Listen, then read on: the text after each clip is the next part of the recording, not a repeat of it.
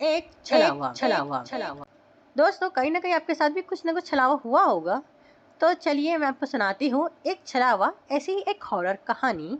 जी हाँ दोस्तों, ये कहानी है एक छलावा की। जो एक आदमी जिसका नाम महेश है, वह रात में अकेले पैदल अपने घर की तरफ चले जा रहा था, क्योंकि महेश अपने खेतों के काम से पास के ही गांव में गया हुआ था। पर उसे वहां से वापस निकलने में लगभग रात के 9 बज गए थे, और वापस निकलते में लगभग रात के 9 बज चुके थे। और वो इसी वजह से महेश ने सोचा कि खेतों के बीच से जो रास्ता जाता है उससे सही रास्ता है घर जाने के लिए, क्योंकि वह रास्ता सबसे छोटा था और महेश के घर जल्दी जाया जा सकता था। उसने महेश के घर से जाने का समय भी बहुत कम लगता था, इसलिए महेश वहां से ही जा रहा था। और वह अभी लगभग थोड़ा ही आगे गया होगा, तभी उसे किसी बच्चे की रोने की आवाज़ सुनाई देने लगी। आवाज़ सुनकर महेश ने अपने पास देखा, पर आसपास कोई नहीं था। पर उस आवाज़ इतनी तेज और साफ सुनाई दे रही थी कि उसे ऐसा लग रहा था कि कोई बच्चा आसपास ही रो रहा हो। पर उसे आसपास कोई नहीं दिख रहा था, इसलिए उसने सोचा कि क्या पता, हो सकता है कोई अपने खेत में काम से आया हो, और ये भी हो सकता है कि वह खेतों में उस तरफ हो और वो अपना बच्चा साथ में लेकर आया हो, इसलिए वो मुझे दिख नहीं रहा। इतना बोलने के बाद महेश उस बच्चे को आवाज की अनसुना करके आगे जाने लगा। पर जैसे जैसे वे आगे बढ़ता वैसी वैसे आवाजें और तेज होने लगती। इसलिए महेश ने सोचा कि जिस तरफ आवाज हो रही है, क्यों ना उसी तरफ जाए और देखा जाए कि आखिर ये बच्चा है कौन। महेश धीरे धीरे उसी आवाज की तरफ आगे बढ़ने लगता है। किसी को मेरी मदद की जरूरत तो नहीं है, ये बोलकर महेश धीरे धीरे और आगे बढ़ता है। खेतों के बीच में पतला सा रास्ता निकलता है, उसी को पार करते करते खेतों के अंदर होकर होकर जब वो खेतों के दूसरी तरफ पहुंच जाता है, तो वो देखता है कि एक 4 से 5 महीने का बच्चा खेतों के मेड़ पर किसी ने रखा हुआ है, और वो इतनी देर से उस बच्चे के रोने की आवाज आ रही है। और हैरानी की बात तो ये भी थी कि उस बच्चे के आसपास कोई नहीं था। पहले तो महेश ने आसपास देखा, फिर उसे जोर से चिल्लाते हुए आवाज लगाई, कोई है? मैं कहता हूँ कोई है या क्या? ये किसका बच्चा है?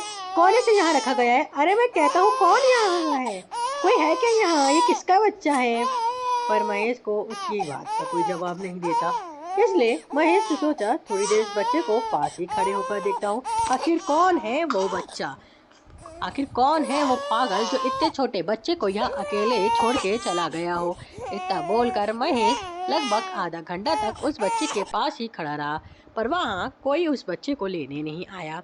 फिर महेश भी समझ चुका था कि कोई इस बच्चे को यहाँ छोड़ के चला गया हो, इसलिए महेश गुस्से में बोलने लगता है, पता नहीं कैसे कैसे लोग हैं, बच्चा तो पैदा कर लेते हैं पर उसे पाल नहीं पाते।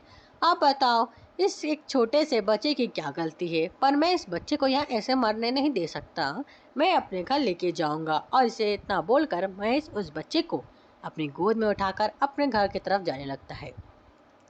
पर महेश अभी भी गुस्से में था, वो भी अभी भी कुछ ना कुछ उल्टा सीधा बोलता है हुआ जा रहा था, पर तभी उसे ऐसा लगने लगा जैसे उस बच्चे का वजन बढ़ रहा है।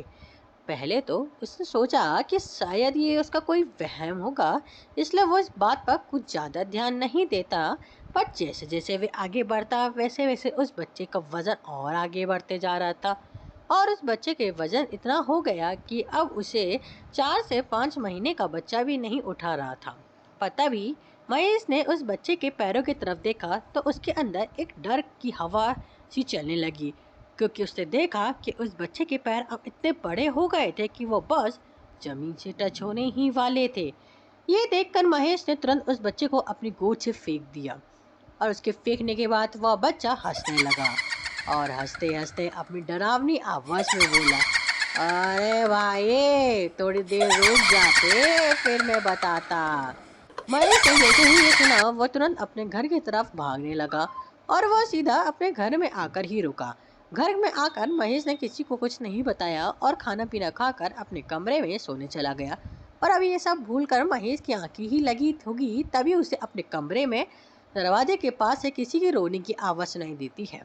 आवाज़ सुनकर महेश फिर से काफ़ी डर चुका था, इसलिए महेश ने अपने दोनों कानों में अपने हाथों से बंद कर लिया।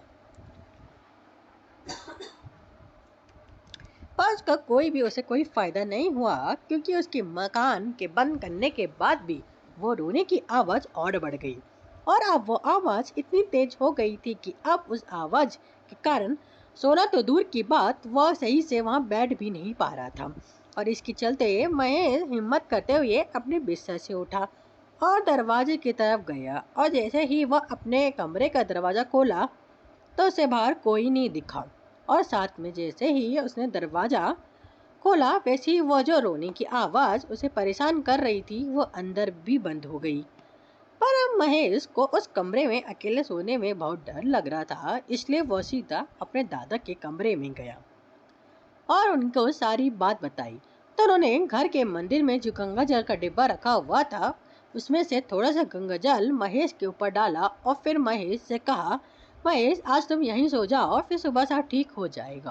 और फिर उसके बाद महेश अपने दादाजी के साथ ही उस कमरे में सो गया। और फिर उसके बाद महेश को कभी ना तो वो बच्चा देखा और ना ही उस बच्चे की रोने की आवाज सुनाई दी।